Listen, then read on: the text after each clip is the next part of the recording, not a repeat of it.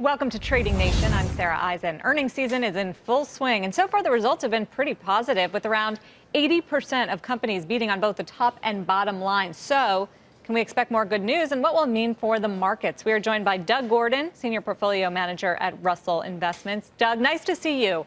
What's priced in terms of earnings expectations versus the market at this point? Yeah, it's the right question, Sarah. I mean, we've seen obviously the first earnings come out and pretty positive. A lot of those are kind of weighted to the financial services and banking sector, so there was high expectations there. But I think we might have a little bit more to go. I mean, even today we saw in the beige book some concerns voiced in the outlook tied to trade restrictions, tariffs. I think those are we're navigating them, let's say it that way, so far so well. But I think that might be a little bit of a headwind, so there might be still a little bit to go. We've kind of seen a rising tide lifting all boats with respect to elevated earnings expectations in the United States that started kind of as we got tax reform and into the start of the new year. So are you saying that this is going to be industry specific, where the banks had already run up into earnings and so that was expected? That's why we're not seeing the positive reaction to what were very strong reports? Yeah, I think to a certain extent, the banks kind of ran up a little bit, and maybe you got a little bit of selling on the news because that was so expected, right? Tariffs don't as materially impact the banking sector, right? Some of the others are where maybe some of the headwinds have been tied to either exogenous risks, policy risks, that sort of thing. So I think we still might have a little bit to go on that. That said, probably the most stark thing is what we've seen in relative earnings expectations. When you look at the United States, Europe, EM, and Japan, we saw this big ramp up with respect to U.S. earnings expectations, driven by, of course, tax reform. Also think about the weak dollar that we had in the early part of the year. That also elevated earnings expectations. And then we saw a little bit more in Japan as well. Europe and EM didn't follow quite as strongly, and that certainly gives us a little bit of perspective. So higher bar in the United States, but I think we're probably going to come in disproportionately across different sectors, but come in with modest upsides still to go in terms of actualization of that. Is there a particular sector that you think looks like a good value here versus what we are expected to see on earnings that you'd be buying into?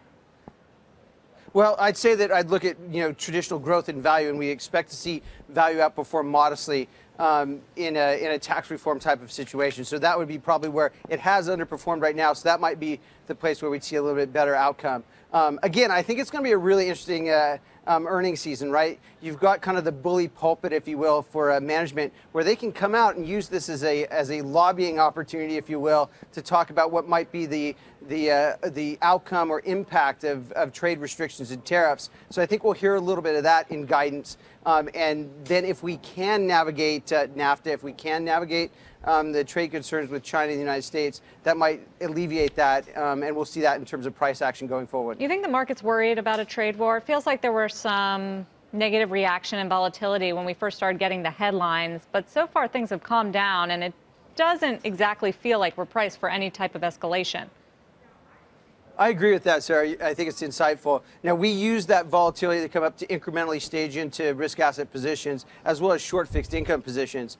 But I think it's still there. It's still a bit of an overhang. As I said, we saw it in the beige book today referenced. It is, you've got to think that cooler heads prevail. But let's be very clear. When I think about the trade war and what its potential impacts are, it's a case where if it really goes wrong, it's a catastrophic event. It's an end of cycle event, but low probability. So in an expected value space, low probability, really bad event, you still have to take it into account. And I think that's what firms are doing. But hopefully, as I said, it's been part of the negotiation process thus far, and we'll get there. It's still to be seen, though, when the USTR comes out with this new list to address that additional $100 billion that President Trump asked for, and probably some sort of a structuring by the Chinese as well to say, well, if you do that, here's what our response would be. That might give the market a little bit of a concern, but we've been there already before. So I think it's at least on the margin being discounted as negotiation stance. Yeah, for now it's earnings over trade war concerns, but always a delicate balance. Without question.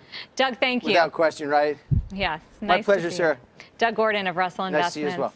And thank you all for watching Trading Nation. I'm Sara Eisen. We'll see you next time.